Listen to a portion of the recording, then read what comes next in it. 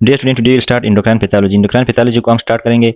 Endocrine pathology में सबसे पहला जो हमारे पास टॉपिक है वो है syndrome of inappropriate anti diuretic hormone secretion. तो ये एक सिंड्रोम है जिनमें क्या होता है, जिसमें हमारे पास एडीएच का जो सिक्रीशन है वो ज़्यादा होता है।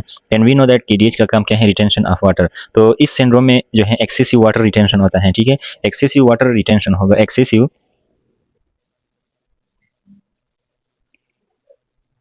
Water retention. तो इस सिंड्रोम में मेन चीज़ जो होता है वो यही होगा कि जो है एक्सेसिव वाटर रिटेंशन होगा। सो इसमें जो मेन चीज़ है वो ये होगा कि एक्सेसिव वाटर रिटेंशन होगा। तो एंटी डायरेटिक हार्मोन जो है इसमें क्या होता है कि characterized by excessive free water retention and euvolemic hyponatremia होगा with continued urinary sodium retention. Urinary osmolality is more than सिर्फ ऑस्मोलिटी। तो इसमें क्या होता है, एक्सेसिव वाटर रिटेंशन होते हैं। जब वाटर ज़्यादा जो है निफ्रान के अंदर जो है के ज़रिए से जो है ब्लड में जाता है, तो इसमें क्या होता है कि जो ऑस्मोलरिटी ऑफ सीरम है वो ज़्यादा कम हो जाती है और यूरिन की जो है ज़्यादा हो जाती है।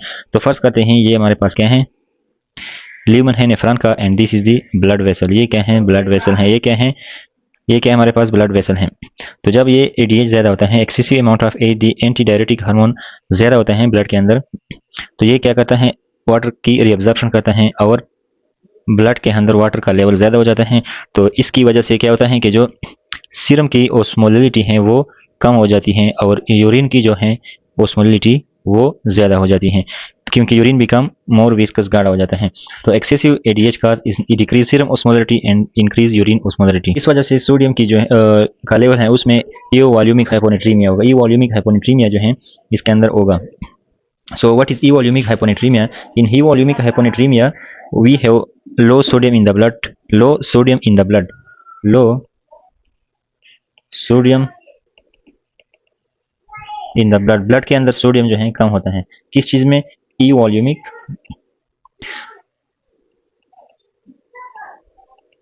hyponatremia में।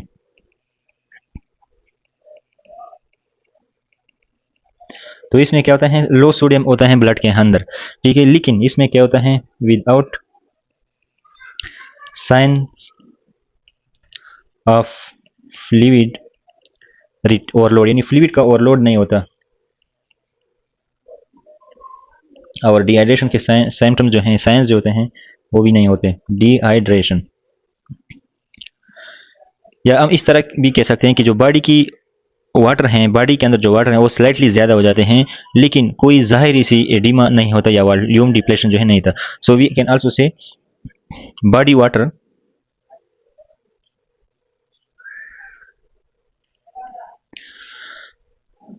स्लाइटली इंक्रीज्ड, लेकिन बट नो एब्यूज, कोई ज़ाहिरी एडिमा या वॉल्यूम डिप्लीशन इज सीन। ठीक है, तो ये क्या है, हमारे पास ये वॉल्यूमिक हाइपोनेट्रीमिया है। मैं आप लोगों को और तरीके से भी समझा लेता हूँ। तो इसमें क्या होता है, सीरम का जो सोडियम है वो लेस देन 135 मिली इक्विवेलेंट पर लीटर होगा, मिली इक्विवेलेंट पर लीटर होगा।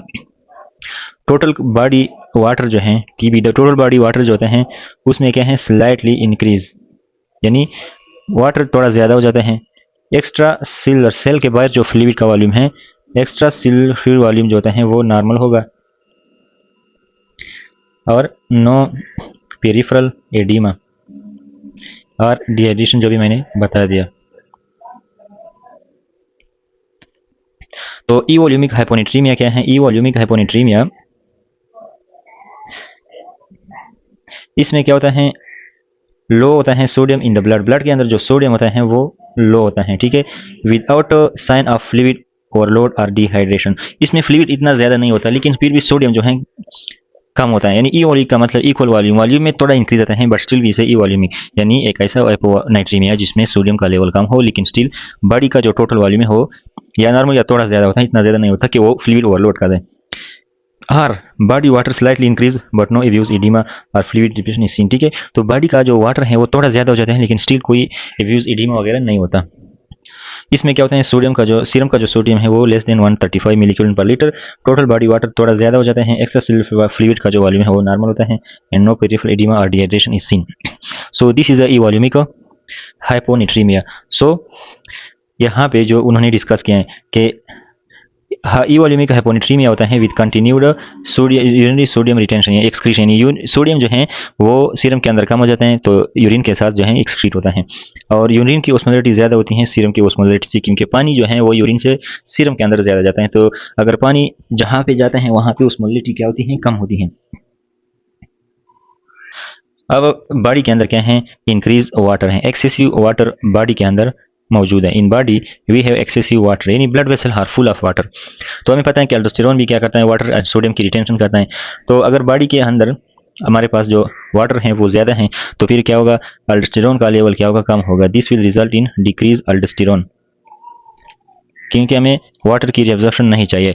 अब और इसके अलावा इंक्रीज ANP और BNP और BNP क्या होगा, ज़्यादा होगा। अब ये क्यों ज़्यादा होता है, क्योंकि हमने पढ़ा होता है कि ये क्या करता है, GFR को इंक्रीज़ करता है, इंक्रीज GFR। ये हमने कार्डियोलॉजी में पढ़ा है, यानी ये एफरेंट आर्टेरियल को डायलेट करते हैं और इफरेंट को कंस्ट्रिक्ट करते हैं, तो प्रेशर ग्लोमेरुलस की पिलरी के करीब ज़्यादा हो जाता है और इस वजह से GFR इंक्रीज होता है। तो जब GFR इंक्रीज होगा तो वाटर जो है ब्लड से यूरिन के अंदर आएगा और लोड ऑफ फ्लूइड जो है वो थोड़ा कम होगा। तो ANP एंड BNP ज़्यादा होंगे, ठीक है। ANP और BNP जो है ज़्यादा होगा और जो हमारे पास अल्डोस्टेरोन है उसका लेवल क्या होगा, कम होगा। अब यहाँ पे अगर अल्डोस्टेरोन कम है तो सोडियम का रिटेंशन नहीं होगा, इस वजह से ई वॉल्यूमिक हाइपोनेट्रीमिया होगा, ठीक है। तो ये हमारे पास क्या है, syndrome of inhibited ADH secretion, जिसमें ADH ज़्यादा होता है। तो यहाँ पे डिस्कस कर लेते हैं, जब हमारे पास क्या होता है, ADH ज़्यादा होता है तो इसको नतीजे में बॉडी क्या करता है, रिस्पांस करता है to water retention with decrease aldosterone, जो भी मैंने बताया, यानी अल्डोस्टेरोन का लेवल जो है कम होगा, अल्डोस्टेरोन का जो लेवल है वो क्या होगा, डिक्रीज होगा। और ANP एंड BNP का लेवल क्या होता है, इंक्रीज होता है, जिसकी वजह से इंक्रीज यूरिनरी सोडियम सिक्रीशन। क्यों, अल्डोस्टेरोन जो है सोडियम की रिटेंशन को इंक्रीज करते हैं, तो अगर अल्डोस्टेरोन कम होगा तो सोडियम की रिटेंशन कम होगी और इस वजह से नॉर्मलाइजेशन होते हैं एक्स्ट्रा फ्लूइड की वॉल्यूम की और ई वॉल्यूमिक हाइपोनेट्रीमिया हो जाता है। Now let's come to the treatment. तो ट्रीटमेंट में हम क्या देंगे, इसमें क्या होता है, ADH ज़्यादा होता है, तो अगर ADH ज़्यादा होगा तो हमने क्या देंगे, और फ्लूइड जो है ब्लड वेसल के अंदर ज़्यादा है तो इसके ADH एंटागोनिज्म हमने देना है, ठीक है, और फ्लूइड जो ब्लड के अंदर ज़्यादा है उसको हमने कम करना है। So for this we give fluid restriction first line treatment, यानी सबसे पहले इनहिबिटेड जो एंटी डायरेटिक हार्मोन सिक्रीशन है, इसका जो सिंड्रोम है ADH जिसको हम बोलते हैं, तो इसमें सबसे पहले जो हम ट्रीटमेंट देते हैं उस पर फ्लूइड जो है, जो फ्लूइड जितने भी फ्लूइड है उनको बंद कर लेते हैं। साल्ट टेबलेट देते हैं ताकि सीरम का ओस्मोलरिटी ज़्यादा हो जाए। इंट्रावेनस हाइपरटोनिक सेलाइन देते हैं, हाइपरटोनिक का मतलब जिसका ओस्मोलरिटी ज़्यादा हो। तो चूंकि इसमें क्या होता है ADH सिंड्रोम में, SID-ADH में, कि वाटर की जो ब्लड है उसकी ओस्मोलरिटी कम होती है, तो इसके लिए हम साल्ट देते हैं ताकि ओस्मोलरिटी नॉर्मलाइज हो जाए। डायरेटिक्स क्यों देते हैं, डायरेटिक्स का काम ये होता है कि ये वाटर को लॉस करता है इन द यूरिन, यानी यूरिन फॉर्मेशन इंक्रीज करता है। तो चूंकि यहाँ पे ADH ज़्यादा है, वाटर की रिटेंशन ज़्यादा है, तो यहाँ पे ADH जो है, जो डायरेटिक्स हैं वो रिटेंशन कम करता है और वाटर को बाहर निकालता है यूरिन के जरिए से। और इसके बाद ADH एंटागोनिस्ट देंगे, जिसमें हमारे पास, जिनमें कोनिवेप्टन, टोलवेप्टन एंड डिमिक्लोसाइक्लिन ये शामिल हैं। तो ये वो ड्रग्स हैं जो ADH के अपोजिट काम करते हैं। अब किन चीज़ों की वजह से जो है हमारे पास SIDH जो syndrome of inhibited ADH secretion है, इसमें हील जो है up water, yield up water, yield मतलब ये निमोनिक्स हैं और अप वाटर मतलब कि वाटर लेवल को सीरम के अंदर इंक्रीज करते हैं। तो इनमें हमारे पास H का मतलब है हेड ट्रॉमा है, CNS डिसऑर्डर हैं, जिनमें क्या होता है, जीन में ADH सिक्रीशन ज़्यादा होते हैं पिट्यूटरी से, पोस्टीरियर पिट्यूटरी से। Ectopic ADH small cell lung cancer, जैसे कि स्मॉल सेल लंग कैंसर है उसमें जो होता है एक्स्ट्रा जो है ADH प्रोडक्शन होता है। एक्सोजेनस हार्मोन देते हैं, वेजोप्रेसिन है, डेस्मोप्रेसिन या ऑक्सीटोसिन, जो ADH को ज़्यादा करते हैं। लंग डिजीज़ हैं, ठीक है, लंग्स डिजीज़ में खासकर हमारे पास जो नमोनिया है, नमोनिया एंड ट्यूबरक्यूलोसिस। तो नमूने NTB ये स्पेसिफिकली जो है क्या है, लंग्स डिजीज हैं जिनमें ADH लेवल, जो ADH को SIADH को काज करते हैं। और ड्रग्स में हमारे पास SSRIs हैं, कार्बामेज़ेपिन हैं और साइक्लोफॉस्फामाइड हैं। So these are some drugs that cause increase level of ADH। यहाँ पे डायग्राम है, तो जब क्या होता है सीरम के अंदर ओस्मोलिटी बढ़ जाती है, ओस्मोलिटी ऑफ सीरम इंक्रीज, यानी जब ब्लड गाढ़ा हो जाता है तो ADH ने क्या करना है, इस ब्लड को तीन करना है, यानी नॉर्मल करना है। तो जब सीरम ओस्मोलिटी ज़्यादा हो जाती है तो ये स्टिमुलेट करते हैं हाइपोथैलेमस को, हाइपोथैलेमस जो है ADH को रिलीज करता है इनटू द पोस्टीरियर पिट्यूटरी, जहाँ पे ADH स्टोर होता है। फिर ADH जो है क्या करता है, रिलीज होता है, ठीक है। अब सिंड्रोम ऑफ जो ADH सिक्रीशन है उसमें एक्सेसिव ADH जो है पैदा होता है। और ADH जो है मेडुलरी कलेक्टिंग डक्ट यानी ओकोपोरिन चैनल जो नेफ्रॉन कलेक्टिंग डक्ट के अंदर होते हैं उनको एक्टिवेट करते हैं और वहाँ पे क्या करते हैं, वाटर को रिअब्जर्व करते हैं, यानी यूरिन की ओस्मोलरिटी इंक्रीज करते हैं, यानी वाटर लेवल कम होगा, यूरिन गाढ़ा होगा और डिक्रीज यूरिन वॉल्यूम। और वॉल्यूम ऑफ यूरिन इंक्रीज कम होगा, ठीक है। इसके साथ साथ इंक्रीज सीरम, इंक्रीज नहीं डिक्रीज करेगा सीरम की ओस्मोलिटी, यानी सीरम की ओस्मोलिटी जो है कम होगी, ठीक है। तो ये हमारे पास क्या है, डायग्राम ऑफ SIADH। इसके बाद यहाँ पे अगर एडीएच ज़्यादा सीक्रेट होता है तो अब यहाँ पे सेंट्रल डायबिटिस इंसिपिडस है, सेंट्रल डायबिटिस इंसिपिडस, और कुछ यहाँ पे सबसे पहले एडीएच एंटागोनिस्ट लिथियम या नेफ्रोजेनिक डायबिटिस इंसिपिडस। तो ये नेफ्रोजेनिक डायबिटिस इंसिपिडस और सेंट्रल डायबिटिस इंसिपिडस, ये भी हमारे पास टॉपिक्स हैं जो हम डिस्कस करेंगे। तो ये एडीएच सिक्रेशन को क्या करते हैं, डिक्रीज करते हैं, और फिर वाटर रिटेंशन नहीं होगा। तो नेफ्रोजेनिक डायबिटिस इंसिपिडस और सेंट्रल डायबिटिस इंसिपिडस जो है ये हम अलग से डिस्कस करेंगे। यहाँ पे अगर सीरम की ओस्मोलिटी कम है, यानी सीरम जो है गाढ़ा है और सीरम वॉल्यूम ज़्यादा है, तो ये हाइपोथैलेमस को इनहिबिट करता है कि एडीएच सीक्रेट नहीं करे। सीरम की ओस्मोलिटी कम है, यानी ऑलरेडी सीरम के अंदर ब्लड ज़्यादा है और इसकी जो वॉल्यूम है वो ज़्यादा है, तो ये क्या करता है, एडीएच सीक्रेशन को इनहिबिट करते हैं। सो this is the syndrome of inhibited ADH secretion. Dear student, today we will talk about primary polydipsia and diabetes insipidus. Primary polydipsia और इसके बाद जो डायबिटिस इंसिपिडस है, इसमें जो भी हमने जिक्र किया उसमें फिर दो टाइप्स आते हैं, एक सेंट्रल डायबिटिस इंसिपिडस और एक होता है नेफ्रोजेनिक डायबिटिस इंसिपिडस। तो सबसे पहले हमारे पास क्या है, प्राइमरी पोलिडिप्सिया है। प्राइमरी पोलिडिप्सिया थोड़ा इधर डिस्कस कर लेते हैं डिफिनीशन, फिर जाते हैं हम बुक्स की तरफ। Central diabetes insipidus and then we have nephrogenic diabetes insipidus. तो लेट्स से इसको यहाँ पे ये जो है इधर लिखा हुआ है तो दोबारा नहीं लिखते। सो ये हमारे पास है primary polydipsia, central diabetes and then we have nephrogenic diabetes insipidus. तो प्राइमरी पोलिडिप्सिया में हम कुछ प्रॉब्लम्स की वजह से, कुछ साइकेट्रिक मसले हैं उनकी वजह से, या कुछ थर्स्ट ट्रांसफर में क्या होता है, जब प्रॉब्लम होता है हाइपोथैलेमस के अंदर थर्स्ट का जो सेंटर है वो डिस्टर्ब होता है, तो इस वजह से हम एक्सेसिव वाटर इनटेक करते हैं। तो इसमें एक्सेसिव वाटर इनटेक, हम इसमें क्या करते हैं, जस्ट ज़्यादा पानी पीते हैं। एक होता है central diabetes insipidus. Central diabetes insipidus, इसमें एडीएच का जो लेवल होता है वो कम होता है, और इसमें क्या होता है कि प्रॉब्लम पिट्यूटरी ग्लैंड के अंदर होता है, और इस वजह से पिट्यूटरी ग्लैंड एडीएच को सीक्रेट नहीं कर सकता। यानी जो डायबिटिस इंसिपिडस है इसमें एडीएच का लेवल या इसका काम कम होगा। दो टाइप्स हैं, ये एक है सेंट्रल डायबिटिस इंसिपिडस, तो इसमें एडीएच सीक्रेशन कम होंगे, डिक्रीज एडीएच सीक्रेशन। और आप लोगों को पता है कि एडीएच कहाँ से सीक्रेट होता है, ये पोस्टीरियर पिट्यूटरी से, तो वहाँ पे क्या होगा, प्रॉब्लम वहाँ पे होगा। नेफ्रोजेनिक डायबिटिस इंसिपिडस में एडीएच का काम नहीं होता, ठीक नहीं होता, यानी और इसका मतलब नेफ्रो मीन किडनी, तो इसमें एडीएच का लेवल नॉर्मल होता है या ज़्यादा होता है। लेकिन जो है इसमें मसला ये होता है कि ये एडीएच क्या करता है, काम नहीं करता, यानी एडीएच का रेजिस्टेंस आ जाता है। एडीएच का एडीएच रेजिस्टेंस, यानी जो एंटी डायरेटिक हार्मोन है वो काम नहीं करता। रेजिस्टेंस अगर अगेंस्ट एडीएच, तो एडीएच ज़्यादा सीक्रेट होगा या नॉर्मल होगा, लेकिन ये वाटर को एब्जॉर्ब नहीं करेगा। तो इसके काजेज जो हैं वो क्या है, हमारे पास रिसेप्टर के म्यूटेशन है, कुछ ड्रग्स जैसे कि लिथियम, डिमिक्लोसाइक्लिन, हाइपरकैल्सीमिया और हाइपोकैलीमिया है, ठीक है। तो ये इसके काजेज हैं, तो काजेज को हम यहाँ पे नहीं लिखते। इसमें सीरम की ओस्मोलिटी अब देख ले क्या होगा, सीरम ओस्मोलिटी, तो देख ले यहाँ पे सीरम की ओस्मोलिटी पे क्या असर पड़ता है। तो प्राइमरी पोलिडिप्सिया में जो सीरम की ओस्मोलिटी है वो कम होगी। अब सीरम की ओस्मोलिटी प्राइमरी पोलिडिप्सिया में इसलिए होगी कि हम क्या लेते हैं, ज़्यादा पानी पीते हैं तो वाटर लेवल ज़्यादा होते हैं, जो सॉल्यूट हैं उसके लेवल कम होते हैं, तो ओस्मोलिटी जो होती हैं कम होती हैं। सेंट्रल डायबिटिस इंसिपिडस में क्या होगी, हमारे पास सीरम की ओस्मोलिटी ज़्यादा होगी। क्यों ज़्यादा होगी, क्योंकि सेंट्रल डायबिटिस इंसिपिडस में एडीएच का लेवल कम है, तो एडीएच का लेवल कम है, वाटर एब्जॉर्ब नहीं होता किडनी के अंदर, और फिर वाटर जो है सीरम के अंदर नहीं जाता, तो इस वजह से सीरम जो है गाढ़ा रहता है, तो इसकी ओस्मोलिटी ज़्यादा होगी। इस तरह नेफ्रोजेनिक में भी सेम केस है, क्योंकि एडीएच काम नहीं करता, ठीक है। तो लेवल ऑफ एडीएच इसमें क्या होंगे, level of ADH anti diuretic hormone in condition में क्या कैसे होंगे, ज़्यादा होंगे कम होंगे। तो अगर हमारे पास प्राइमरी पोलिडिप्सिया हैं तो इसमें या कम होगा क्योंकि इसकी ज़रूरत नहीं पड़ती, पानी ऑलरेडी जो है सीरम के अंदर ज़्यादा है, या जो है नॉर्मल भी होगा क्योंकि यहाँ पे प्रॉब्लम एडीएच के अंदर नहीं है। सेंट्रल डायबिटिस इंसिपिडस में तो हमें पता है कि एडीएच क्या होगा, कम होगा। और जो हमारे पास नेफ्रोजेनिक है वहाँ पे एडीएच प्रोडक्शन में प्रॉब्लम नहीं होती, प्रॉब्लम होती है रेजिस्टेंस टू द एडीएच। तो एडीएच जो है या नॉर्मल होगा, नॉर्मल या इंक्रीज होगा। क्यों, कभी कभी इंक्रीज इसलिए होता है क्योंकि बॉडी सोचता है कि पानी कम है, तो वहाँ पे जो है हाइपोथैलेमस और पोस्टीरियर पिट्यूटरी की ओवर स्टिमुलेशन हो जाती है।